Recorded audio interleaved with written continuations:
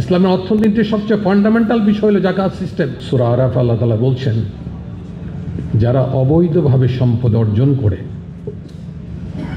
তাদেরকে আমি একটা সময় ধ্বংস করে দেই। বিগত ইতিহাস, সূরা দুনিয়ার ইতিহাস আমাদের সামনে আসার দরকার নেই। আমরা বাংলাদেশের সাম্প্রতিককালের ইতিহাস যদি পর্যালোচনা করি তাহলে আমরা দেখি যে সম্পদ আহরণের পরে কিভাবে সম্পদ তাদেরকে ধ্বংস করে দিয়েছে। আমার মনে হয় ব্যক্তি পর্যায়ে না যাওয়াই ভালো মনে করছি। কালেকটিভলি যদি বোঝা যায় যে সম্পদ আরোহণকারী ব্যক্তিরা আজকে কোথায় আছেন, তাদের সম্পদ তাদেরকে কত ধ্বংস করেছে। মার্সিডিজ গাড়ি রাস্তায় পড়ে থাকে, ৫-৭ কোটির গাড়ির দামের গাড়ি রাস্তায় পড়ে থাকে, ওনারশিপ হিসাবে কেউ বলে না যে গাড়িটা আমার।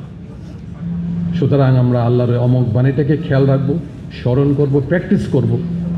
তাহলে বাংলাদেশের অর্থনীতি আজকে যে আলোচনা, খুবই টেকনিক্যাল আলোচনা, আমি অবাক করে শুনছিলাম, কারণ আমি তো অত টেকনিক্যাল আলোচনা বলবো না, আমি বুঝি প্র্যাকটিক্যালটা কী।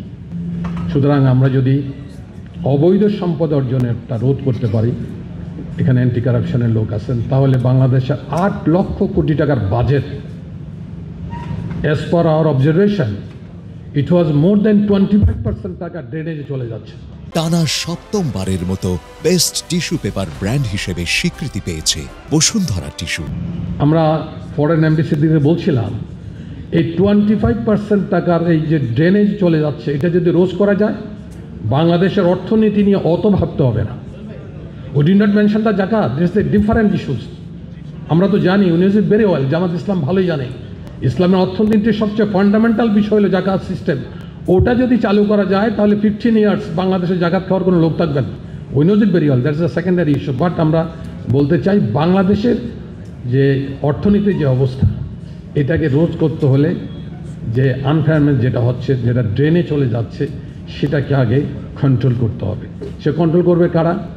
কন্ট্রোল করবে হলে যারা পাওয়ার শেয়ার করবে, পলিটিক্যাল পার্টি যারা শেয়ারে থাকবে এবং যারা অপোজিশন থাকবে, বহুটা মিলেই এটাকে রোধ করা সম্ভব। যারা 1996 অ্যান্ড 2010 অ্যান্ড 2011 যে ইনভেস্টররা তাদের পুঁজি হারিয়ে রাস্তায় মিছিল করেছিলেন, আত্মহত্যার মতো নিউজ আমাদের কাছে আসছে, আমি আজকে তাদেরকে সমবেদনা জানাই। আমরা আশা করব ভবিষ্যতে যারাই পাওয়ারে যায়, আমরা যদি দেশ সবার নিয়োগ পারি তাহলে আমরা এটা করব, আর অন্য কেউ যদি আসে তাহলে তারা এটা করবে বলে আমার বিশ্বাস।